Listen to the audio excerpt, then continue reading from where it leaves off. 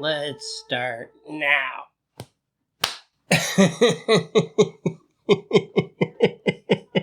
Of course I missed during this one. Okay, I've been promising this for a while and I wanted to do this. I'm gonna start talking about zines here. You know, we already have a book review, now we'll talk about zines.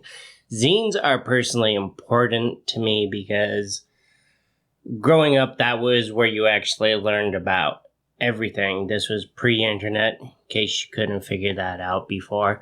So I've always loved zines, learning about things through zines, but they kind of died off for a while, and they were still in the underground.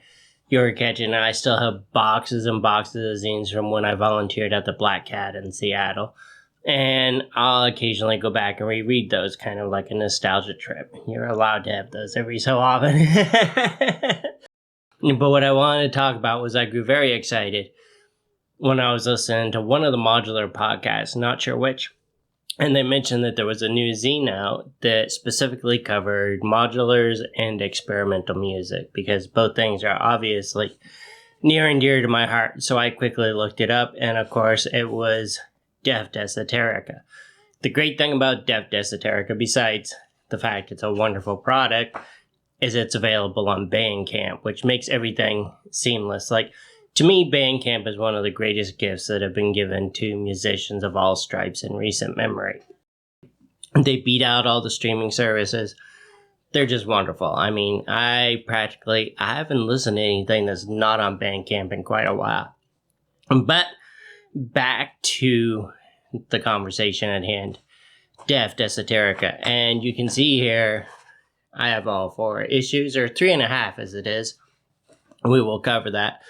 The wonderful thing about this is by Claude and Ola, who I believe are partners. Not quite sure. Anyways, they both work on this zine together besides doing their musical projects. And at first, I'll admit, I only ordered 1 issue because we've all had that where you get excited about a zine, and get it, and you're like, it's okay. Thankfully, Deft Esoterica is simply wonderful. I realize I keep on picking up the first issue. I'll have the other issues. I'll scan covers and put them up here. The other great thing about Deft Esoterica is Ola's wonderful artwork and illustrations within. And I particularly like Ola's portraiture because I feel the most important part of portraiture that's not photography, but actual, whether it's painted or drawn or whatever that is, we can already have a realistic depiction very easily of a person. But finding that psychological depth in the subject and exaggerating those features to bring that across, that is where painting, charcoal sketches, whatever medium you use, that is the power of modern portraiture, I believe. Lucian Freud would be a wonderful example. Not sure if Francis Bacon did a lot of portraiture. Used a lot of faces and figures in his artwork, but not sure if he did portraiture. I'll have to check that out. And I love Francis Bacon. I feel ashamed to admit that I'm not quite sure about that. I told you I'm a bear of limited intelligence. But back to Deft Esoterica. Here's issue 2, so I'm not holding up the same issue over and over. Once again, the wonders of Bandcamp, because first of all, each issue, you have wonderful interviews that Claude does with experimental musicians. And unlike most people who do this type of thing, they're not focusing on gear. Gear will appear in the conversations naturally, but Claude, I believe, being a musician and someone who does mastering himself, is more interested in the creative process or what goes into it. And actually, Claude, I think it's in one of these issues of Deft Esoterica, gave one of the best explanations of experimental music that I've ever heard, where he said it's music that when you sit down, you're not quite sure what the outcome is going to be. You're kind of exploring it, which is the way I approach my modular. If you follow me on Twitter, you pretty much know that I'm going to have a left-handed cigarette and then jump on the time machine, or Victor as I call my modular system, Because once you start patching, you're never quite sure what's going to happen. And odds are you're probably never going to be able to recreate that. So always be recording. Side lesson here. Look at this. 3rd issue. And you notice they get thicker as they go along. I'm pretty sure these are hand assembled, and if so, having put together a zine myself in the past, I can tell you there's a lot of work going on in there, and there's probably a bone folder in there because they're so well done. But if not, you fooled me. So, once again, the interviews are wonderful, but Claude also shines at his reviews because he reviews a lot of limited releases that are available on Bandcamp.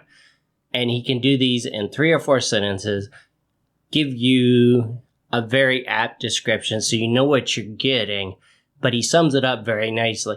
The other thing I like about Claude's interviews and his reviews is he does not insert himself into it.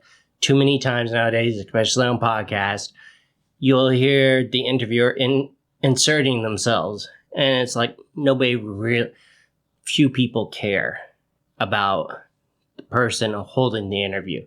They're more interested in the interviewee.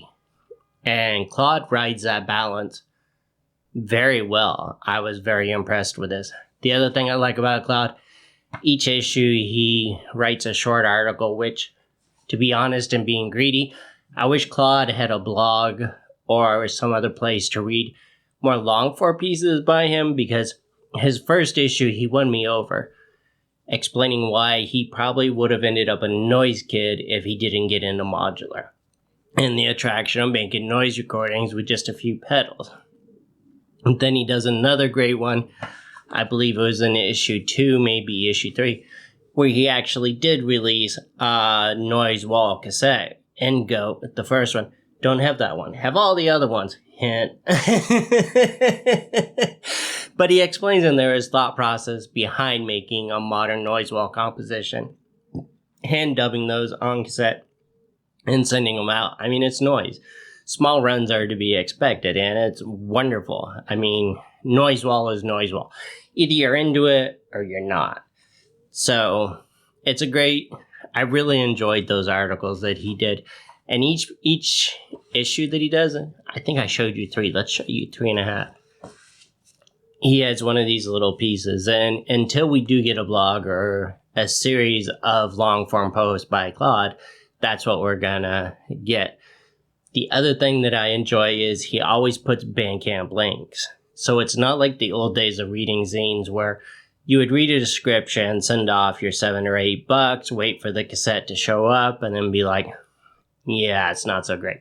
You can go to Bandcamp, get a preview of what's going on, and then you know what you're actually ordering. So Deft Esoterica has a great way of expanding your sound world and then allowing you to dive deeper into the sound world itself. And the people that he interviews are very representative. Did I get that right? Probably not. Of what's going on in experimental music nowadays. And you'll start seeing a lot of these people also run labels themselves. So once you discover them through the zine, it's very easy to track down what they're interested in. And if your tastes coincide, your worldview expands. So it's a wonderful thing. Now I will show you issue 3.5. What this is, it's a half issue with Deft Esoterica and TQ Zine, which is a British zine. So if you've never read TQ Zine, you know that's going to be covered in a future one of these. Here's your chance to do it without the import cost associated with a subscription to TQ Zine, which right now during the pandemic, we all know that's kind of a pain in the butt. But until then, hopefully I gave you enough of an interview to pique your interest. I hate reviews that give everything away. They just kind of summarize like the plot of a book you're reading or all the contents and leave nothing for you to discover yourself. I believe the biggest gift as a reader is that sense of discovery. And I think everybody should be able to appreciate that without it being spoiled in the first place. So yeah, Deft Esoterica. I'll put the link to the Bandcamp in the description. I'm still getting used to this, you know. And check it out yourself. I would definitely highly recommend this. That's all. Love you guys. Take care. Bye.